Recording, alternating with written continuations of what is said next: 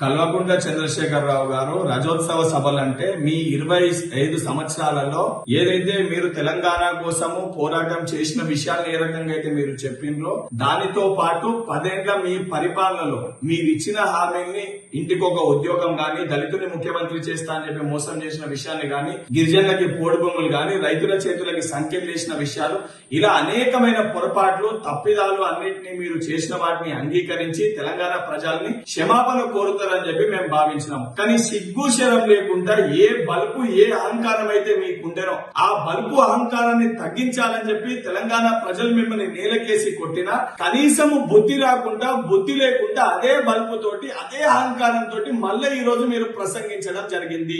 తెలంగాణ రాష్ట్రం ఈ రోజు ఇచ్చింది సోనియా గాంధీ గారు. ఏదైతే కుటుంబ సమేతంగా సోనియా గాంధీ దగ్గరికి, గాంధీ కుటుంబాన్ని దగ్గరికి మీరు వెళ్లి కాలు మొక్కిన విషయాన్ని మర్చిపోయినరా? లేదా 10 సంవత్సరాలు మీరు తెలంగాణ రాష్ట్రానికి ముఖ్యమంత్రి అయిందంటే అది సోనియా గాంధీ గారు ఆ రోజు చొరవ తీసుకొని అటు ఆంధ్రప్రదేశ్ లో కంప్లీట్ గా కాంగ్రెస్ పార్టీకి ఏదైతే రేపు భవిష్యత్తు ఉండదని తెలిసి కూడా ఇచ్చిన మాట మేరకు తెలంగాణ రాష్ట్రాన్ని ఇచ్చిన గాంధీ కుటుంబాన్ని విమర్శించేది కొంచెమన్నా సిగ్గు ఉండాలి.